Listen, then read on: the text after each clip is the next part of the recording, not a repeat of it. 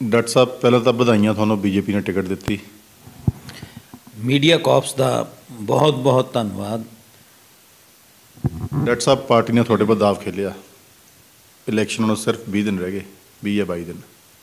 ਤੁਹਾਨੂੰ ਕਿਵੇਂ ਲੱਗਦਾ ਕਿ ਕਿਹਦੀ ਪਾਰਟੀ ਨੇ ਥੋੜ੍ਹੀ ਜਿਹੀ ਦੇਰੀ ਕੀਤੀ ਟਿਕਟ ਦੇਣ 'ਚ? ਸਿਰਫ ਮੇਰਾ ਨਾਂ ਭਰਿਆ ਗਿਆ।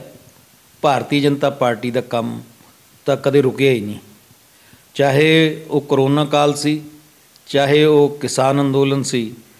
ਭਾਰਤੀ ਜਨਤਾ ਪਾਰਟੀ ਦਾ ਕੰਮ ਬੂਥ ਪੱਧਰ 'ਤੇ, ਪੰਨਾ ਪ੍ਰਮੁੱਖ 'ਤੇ, ਸ਼ਕਤੀ ਕੇਂਦਰਾਂ 'ਤੇ ਲਗਾਤਾਰ ਚੱਲਦਾ ਰਿਹਾ। ਸਾਡੀਆਂ ਮੀਟਿੰਗਾਂ ਵਰਕਰਾਂ ਨਾਲ ਸਾਡਾ ਇਨ ਟੱਚ ਹਮੇਸ਼ਾ ਬਣਿਆ ਰਿਹਾ। ਕੰਮ ਬੀਜੇਪੀ ਦਾ ਕਦੇ ਰੁਕਿਆ ਨਹੀਂ।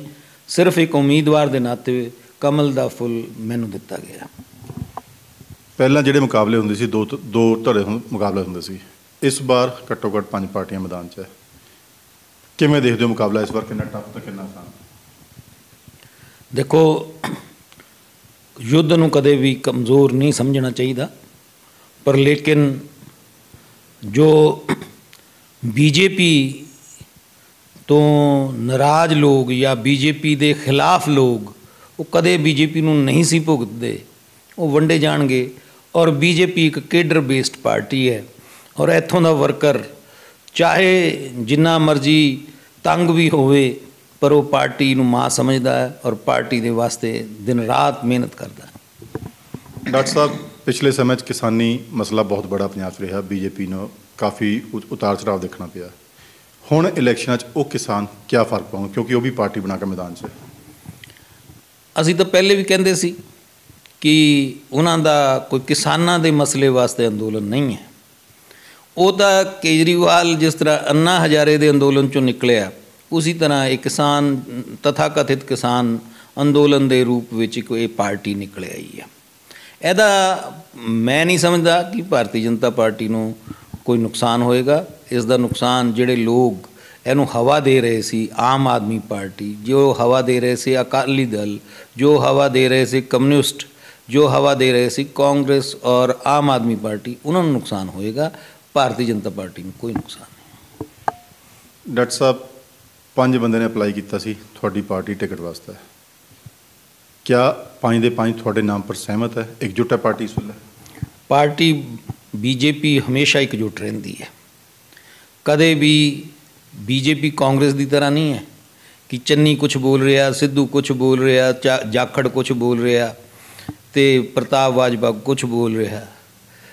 ਭਾਰਤੀ ਜਨਤਾ ਪਾਰਟੀ ਇੱਕ ਬੜੀ ਅਨੁਸ਼ਾਸਿਤ ਪਾਰਟੀ ਹੈ ਔਰ ਹਮੇਸ਼ਾ ਅਸੀਂ ਇੱਕ ਹੀ ਟੀਚਾ ਲੈ ਕੇ ਚੱਲਦੇ ਹਾਂ ਕਿ ਕਮਲ ਦਾ ਫੁੱਲ ਦਾ ਨਿਸ਼ਾਨ ਜਿਸ ਵੀ ਉਮੀਦਵਾਰ ਨੂੰ ਮਿਲ ਜਾਏਗਾ, ਸਾਰੀ ਪਾਰਟੀ ਉਹਦੇ ਨਾਲ ਹੋਏਗੀ। ਤੁਹਾਡੀ ਪਾਰਟੀ ਦੇ ਕਦਾਵਰ ਨੇਤਾ ਹੈ ਮਦਨ ਮੋਹਨ ਮਿੱਤਲ ਜੀ। ਪਿਛਲੇ ਸਮੇਂ 'ਚ ਹਲਕੇ 'ਚ ਦੇਖੇ ਗਏ, ਬਹੁਤ ਘੁੰਮੇ ਹਲਕੇ 'ਚ ਕਿ ਮੈਨੂੰ ਪਾਰਟੀ ਨੇ ਟਿਕਟ ਦੇ ਦਿੱਤੀ। ਅੱਜ ਤੁਹਾਡੇ ਨਾਲ ਹੈ ਜਾਂ ਤੁਹਾਡੇ ਨਾਲ ਨਹੀਂ ਹੈ? ਮਦਨ ਮੋਹਨ ਮਿੱਤਲ ਜੀ ਹਮੇਸ਼ਾ ਪਾਰਟੀ ਦੇ ਥੰਮ ਰਹੇ ਔਰ ਪਾਰਟੀ ਦੇ ਬਹੁਤ ਸੀਨੀਅਰ ਨੇਤਾ ਹੈ। ਪਹਿਲੇ ਵੀ, ਪਿਛਲੀ ਵਾਰ ਵੀ ਮੈਨੂੰ ਪੂਰਾ ਆਸ਼ੀਰਵਾਦ ਉਹਨਾਂ ਦਾ ਮਿਲਿਆ ਸੀ ਔਰ ਮੈਂ ਪੂਰੀ ਉਮੀਦ ਰੱਖਦਾ ਕਿ ਇਸ ਵਾਰ ਵੀ ਮੈਨੂੰ ਉਹਨਾਂ ਦਾ ਸਹਿਯੋਗ ਮਿਲੇਗਾ। ਡਾਕਟਰ ਸਾਹਿਬ, ਇਸ ਵਾਰ ਕਿਹੜੇ ਮਸਲੇ ਤੁਸੀਂ ਲੈ ਕੇ ਲੋਕਾਂ ਕੋਲ ਜਾਓਗੇ? ਕਿਉਂਕਿ ਲੋਕਾਂ 'ਚ ਕਿਤੇ ਨਾ ਕਿਤੇ ਬੀਜੇਪੀ ਨੇ ਪਹਿਲਾਂ ਵਿਰੋਧ ਜਿਹੜਾ ਮੈਂ ਕਹਿ ਰਿਹਾ ਸੀ ਕਿ ਕਿਸਾਨੀ ਮਸਲੇ ਕਰਕੇ ਸੀ, ਉਹ ਵੀ ਸੀ, ਠੀਕ ਹੈ ਜੀ। ਤੁਹਾਡੀ ਪਾਰਟੀ 'ਚ ਮਦਨ ਮੋਹਨ ਮਿੱਤਲ ਜੀ ਇੱਕ ਅਲੱਗ ਧੜਾ ਬਣਾ ਕੇ ਚੱਲ ਰਹੇ ਸੀ, ਚਾਹੇ ਤੁਸੀਂ ਕਹਿ ਰਹੇ ਹੋ ਇਕੱਠੇ ਆ ਤੁਸੀਂ, ਪਰ ਉਹ ਇੱਕ ਧੜਾ ਬਣਾ ਕੇ ਚੱਲ ਰਹੇ ਸੀ। ਤੁਹਾਨੂੰ ਕਿਵੇਂ ਲੱਗਦਾ ਕਿ ਕਿਹੜੇ ਮਸਲੇ ਤੁਸੀਂ ਲੈ ਕੇ ਲੋਕਾਂ 'ਚ ਜਾਓਗੇ ਅਤੇ ਲੋਕ ਤੁਹਾਡੇ 'ਤੇ ਯਕੀਨ ਕਿਉਂ ਕਰਨਗੇ? ਮਸਲੇ ਦਾ ਸਾਡੇ ਪਾਸ ਇੰਨੇ ਜ਼ਿਆਦਾ ਹੈ ਕਿ ਬਾਕੀ ਕੋਈ ਪਾਰਟੀ ਸਾਡੇ ਕਿਤੇ ਨੇੜੇ ਵੀ ਨਹੀਂ ਖੜਦੀ। ਸਾਡੀ ਬੜੀ ਖੁਸ਼ਕਿਸਮਤੀ ਹੈ ਕਿ ਦੁਨੀਆ ਦੇ ਸਭ ਤੋਂ ਮਜ਼ਬੂਤ ਨੇਤਾ ਸਾਡੇ ਅੱਜ ਦੇਸ਼ ਦੇ ਪ੍ਰਧਾਨ ਮੰਤਰੀ ਹੈ ਔਰ ਭਾਰਤੀ ਜਨਤਾ ਪਾਰਟੀ ਦੇ ਉਹ ਬੜੇ ਨੇਤਾ ਹੈ। ਸ਼੍ਰੀਮਾਨ ਨਰਿੰਦਰ ਮੋਦੀ ਜੀ ਦੀਆਂ ਨੀਤੀਆਂ, ਉਹਨਾਂ ਦੇ ਕੀਤੇ ਹੋਏ ਕੰਮ, ਉਹਨਾਂ ਦੇ ਦੇਸ਼ ਦੇ ਪ੍ਰਤੀ ਸਮਰਪਣ, ਸਿੱਖ ਭਾਈਚਾਰੇ ਵਾਸਤੇ ਜੋ ਉਹਨਾਂ ਨੇ ਕਾਲੀ ਸੂਚੀ ਖਤਮ ਕੀਤੀ ਔਰ ਲੰਗਰ 'ਤੇ GST ਖਤਮ ਕੀਤਾ, ਕਰਤਾਰਪੁਰ ਦਾ ਲਾਂਘਾ ਖੋਲ੍ਹਿਆ ਗਿਆ, ਅਫਗਾਨਿਸਤਾਨ ਤੋਂ ਸਰੂਪ ਲਿਆ ਕੇ ਬੜੇ ਸਨਮਾਨ ਦੇ ਨਾਲ ਹਿੰਦੁਸਤਾਨ ਲਿਆਏ ਗਏ, ਉੱਥੋਂ ਦੇ ਹਿੰਦੂ ਔਰ ਸਿੱਖਾਂ ਨੂੰ ਭਾਰਤ 'ਚ ਲਿਆ ਕੇ ਵਸਾਇਆ ਗਿਆ। ਇੱਦਾਂ ਦੇ ਵਧੀਆ ਕੰਮ ਕੀਤੇ ਹੈ ਔਰ ਜੋ ਮੇਰੇ ਹਲਕੇ ਦਾ ਮਸਲਾ ਹੈ ਸਭ ਤੋਂ ਬੜਾ ਹੈ ਬੇਰੁਜ਼ਗਾਰੀ। ਇੱਥੇ ਪਹਿਲੇ ਕੋਈ ਕੋਸ਼ਿਸ਼ ਨਹੀਂ ਕੀਤੀ ਗਈ ਕਿ ਕੋਈ ਵਧੀਆ ਇੰਡਸਟਰੀ ਲਿਆਈ ਜਾਵੇ।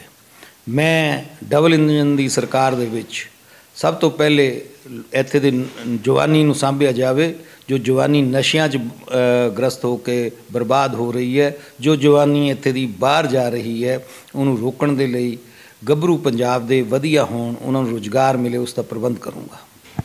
ਡਾਕਟਰ ਸਾਹਿਬ, ਨੰਗਲ ਦਾ ਇੱਕ ਸਭ ਤੋਂ ਬੜਾ ਮਸਲਾ PACL ਫੈਕਟਰੀ ਹੈ, ਜਿਹਨੂੰ ਤਥਾਕਥਿਤ ਤੌਰ 'ਤੇ ਕਿਹਾ ਜਾਂਦਾ ਕਿ ਲੋਕਲ ਵਿਧਾਇਕ ਨੇ ਆਪਣੇ ਚਹੇਤਿਆਂ ਨੂੰ ਵੇਚੀ, ਜਿਹਦੇ ਨਾਲ ਇਲਾਕੇ ਦੇ ਲੋਕਾਂ ਦਾ ਨਹੀਂ ਬਲਕਿ ਇਲਾਕੇ ਦਾ ਵੀ ਕਾਫੀ ਵਿਨਾਸ਼ ਤਰ੍ਹਾਂ ਦਾ ਹੋ ਰਿਹਾ। ਠੀਕ ਹੈ, ਟਰੱਕ ਯੂਨੀਅਨ ਖਤਮ ਹੋ ਗਈ, ਲੋਕਾਂ ਦਾ ਰੁਜ਼ਗਾਰ ਖਤਮ ਹੋ ਗਿਆ, ਤਨਖਾਹਾਂ ਅੱਧੀਆਂ ਹੋ ਗਈਆਂ। ਉਸ ਫੈਕਟਰੀ ਨੂੰ ਵਾਪਸ ਸਰਕਾਰ ਦੇ ਕੋਟੇ 'ਚ ਲਿਆਉਣ ਵਾਸਤੇ ਕਿਆ ਉਪਰਾਲਾ ਕੀਤਾ ਜਾਊਗਾ? देखो, मेरी पार्टी ने स्थानीय उम्मीदवार दे के जो इस मिट्टी का जंपल है, मेरा जंपल का कहने का मतलब ये है कि ये नहीं कि वे उदा पुश्तैनी पिंड अगर कोई इत्थे है, वो इस मिट्टी की खुशबू और इस मिट्टी का दर्द समझने वाला व्यक्ति होना चाहिए। कोई मकान बना के या फरदा लैके घूमी जाए तो वो उतों का जंपल नहीं होंदा। जंपल हुंदा जिहड़ा उस संस्कृति विच, उस सभ्यता विच रचिया मिचिया होवे, उत्थों दे परंपरावां 'च रचिया मिचिया होवे। सो पार्टी ने मेरे ते विश्वास किया है तो मैं इस हल्के दीयां पूरियां समस्यावां समझूंगा। और जोड़ा PACL का तुसीं मसला कहा गया, वो इसी करके किया गया कि उन्हां लोगां नूं सिवाए नोट कमाण ते, सिवाए अपनियां जेबां भरन ते, अपने चहेतियां नूं खुश रखण दे लई उन्होंने इस इलाके की बलि दी है। उन्होंने ट्रक यूनीयन खत्म की, उत्थे PACL खत्म की। मैं अपने इलाके वास्ते कदे भी इस तरह का काम नहीं होने देंगा और कोशिश करूँगा कि ये सारे उपराले करके सही रस्ते ते लिया जाए। जो साडे गरीब परिवारां दे लोग जिन्होंने एक ट्रक ते दो परिवार पल रहे सी, और ट्रक यूनीयन साडी दुनिया पंजाब दी टॉप क्लास दी यूनीयन होया करदी सी, उन्होंने मुड़ के पुरानियां लीहां ते लैके आइए, यदी कोशिश करूँगा। डॉक्टर साहब, मसला एक माइनिंग का जिहदे पर एलीगेशन लगे मुख मंत्री पंजाब के रिश्तेदारों के घरे छापे पे, क्या लगता कि नंगल विच या नंगल के आनंद श्री आनंदपुर साहब कॉन्स्टिट्यूंसी भी ऐसे लोग शामिल हैं माइनिंग के धंधे विच, जिन्हां पर तुसीं आने वाले टाइम कार्रवाई की गल कर सकते हो? निश्चित तौर पर मैं तुहानूं पूरे विश्वास के नाल कह सकदा कि मैं इस इलाके का एक बच्चा होने के नाते, इस इत्थों का जंपल होने के नाते इस इत्थों के लोगों को विश्वास दिलाना है कि जिन्हां लोगों ने माइनिंग माफिया के नाल रल के सरकार दे पूरे शह दे नाल काम करवाया, उन्हों सारा काम मैं बंद करवाऊँगा। जो इत्थे जम्मू तो आके चौधरी कोई दसिया गया राकेश चौधरी नाम का व्यक्ति, सब नूं मैं नत्थ पाऊँगा। इस गल का मैं इस इलाके नूं विश्वास दिलाना। पिछली बार थोड़े पर पार्टी ने दाव खेलिया सी तां कहंदे सी कि राणा KP अपने आप को सहज महसूस कर रहा सी कि डॉक्टर परविंदर नूं टिकट मिल गई तो मैं जित गया। ऐतकी फिर पार्टी ने थोड़े पर दाव खेलिया, राणा KP किते ना किते अपने आप को फिर सहज जिहा महसूस कर रहा। तुसीं किवें देखदे हो इस बार की लड़ाई पिछली बार नालों किवें अलग हो? राणा जी सहज इस तरह की कई बार कहते होंगे कि भाई अपने आप को ज़्यादा खैर ख्वाह समझ के वो भुल गए कि भी जनता ने जिहड़ी वोट पानी हुंदी है वो कारगुजारी नूं पानी हुंदी है। पिछली बार मेरे करके नहीं, राणा जी नूं अकाली दल दे जिहड़े 10 साल ਉਹਦੀ एंटी इनकम्बेंसी है उसका फायदा मिलिया और मैनू समय बहुत घट मिलिया सी, क्योंकि मैं चुनाव च पूरी तरह पहले तैयार नहीं सी और मेरी बेटी की शादी भी सी। परंतु इस बार राणा जी भुल जाण, लोग उन्होंने पुलिस तंत्र का राज, प्रशासन का दुरुपयोग करके जिस तरह उन्होंने लोगों ते परचियां की राजनीति की है, जिस तरह राणा जी ने लोगों सरपंचों को डरा डरा के उन्होंने परने पवाए हैं, उसका एक एक गल का हिसाब लिया जाएगा। राणा जी पिंड जाते हैं, हुण जिहड़े उन्होंने चेले बाल के हैं गप्पां दा मारी जाते हैं कि भी पिंड तुहाडे नाल है, ਪਰ ਲੋਕ ਉਹਨਾਂ ਦੀ ਗਰਦਨ ਦਾ ਜਿਹੜਾ ਕਹਿੰਦੇ ਆ ਸਰੀਆ ਉਹਨੂੰ ਕੱਢਣ ਦੇ ਲਈ ਤਿਆਰ ਬੈਠੇ ਹੈ। ਉਹ ਜਨਤਾ ਜਨਾਰਦਨ ਹੈ, ਸਭ ਜਾਣਦੀ ਹੈ। ਇਹ ਜਿੱਥੇ ਰੰਕ ਤੋਂ ਰਾਜਾ ਬਣਾ ਸਕਦੀ ਹੈ, ਉੱਥੇ ਰਾਜਾ ਤੋਂ ਰੰਕ ਵੀ ਬਣਾ ਸਕਦੀ ਹੈ। ਹੁਣ ਵੋਟ ਦੀ ਰਾਜਨੀਤੀ ਦੇ ਵੋਟ ਜਿਹੜੀ ਹੈ ਉਸ ਦੀ ਬਹੁਤ ਕੀਮਤ ਹੈ। ਲੋਕ ਬਹੁਤ ਜਾਗਰੂਕ ਹੋ ਚੁੱਕੇ ਹੈ। ਹੁਣ ਰਾਣਾ ਜੀ ਭੁੱਲ ਜਾਣ, ਹੁਣ ਤਾਂ ਰਾਣਾ ਜੀ ਆਪਣੀ ਜ਼ਮੀਨ ਤਲਾਸ਼ ਰਹੇ ਹੈ ਪਰ ਮਿਲ ਨਹੀਂ ਰਹੀ। ਡਾਕਟਰ ਸਾਹਿਬ, ਤੁਸੀਂ ਬੀਜੇਪੀ ਦੇ ਉਮੀਦਵਾਰ ਬਣ ਚੁੱਕੇ ਹੋ, ਐਲਾਨ ਹੋ ਗਏ ਹੋ, ਤੁਸੀਂ ਫਾਰਮ ਵੀ ਭਰਨ ਜਾਣੇ, ਸਭ ਕੁਝ ਕਰਨਾ। ਆਪਣੀ ਪਾਰਟੀ ਜਿਹੜੀ ਅੰਦਰੂਨੀ ਗੁੱਟਬਾਜ਼ੀ ਚੱਲ ਰਹੀ ਸੀ ਪਿਛਲੇ ਸਮੇਂ 'ਚ, ਉਹਨਾਂ ਨੂੰ ਕੋਈ ਮੈਸੇਜ ਦੇਣਾ ਚਾਹੋਗੇ ਮੀਡੀਆ ਅਫਸਰਾਂ ਨੂੰ? ਮੇਰੀ ਪਾਰਟੀ 'ਚ ਕੋਈ ਗਰੁੱਪਬਾਜ਼ੀ ਹੈ ਨਹੀਂ, ਮੈਂ ਮੰਨਦਾ ਹੀ ਨਹੀਂ, ਕਿਉਂਕਿ ਮੇਰੀ ਪਾਰਟੀ ਦਾ ਇੱਕ ਨਿਸ਼ਾਨਾ ਹੈ ਕਿ ਭਾਰਤ ਮਾਤਾ ਕੀ ਜੈ, ਇਸ ਦੇਸ਼ ਨੂੰ ਪਰਮ ਵੈਭਵ ਪਰ ਲੈ ਕੇ ਜਾਣਾ।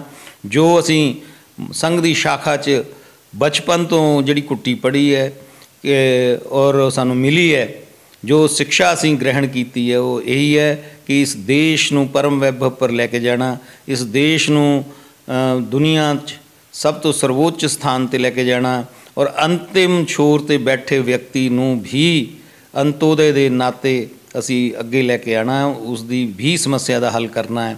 ਇਹ ਇੱਕ ਟੀਚਾ ਲੈ ਕੇ ਚੱਲੇ ਹੈ। ਸੋ ਸਾਡੀ ਗੁੱਟਬੰਦੀ ਕੋਈ ਨਹੀਂ ਹੈ। ਭਾਰਤੀ ਜਨਤਾ ਪਾਰਟੀ ਇਕੱਠੀ ਹੈ, ਇਕੱਠੀ ਰਹੇਗੀ। ਡਾਕਟਰ ਸਾਹਿਬ, ਮੀਡੀਆ ਅਫਸਰਾਂ ਨੂੰ ਤੁਹਾਨੂੰ ਬਹੁਤ ਬਹੁਤ ਬੈਸਟ ਵਿਸ਼ੇਸ। ਤੁਸੀਂ ਸੀਟ ਜਿੱਤੋ ਅਤੇ ਅੱਗੇ ਤੁਸੀਂ ਆਪਣੇ ਮਨ ਚਾਹੇ ਕੰਮ ਕਰੋ ਅਤੇ ਇਲਾਕੇ ਦੇ ਲੋਕਾਂ ਦੀ ਸੇਵਾ ਕਰੋ। ਬਹੁਤ ਬਹੁਤ ਧੰਨਵਾਦ।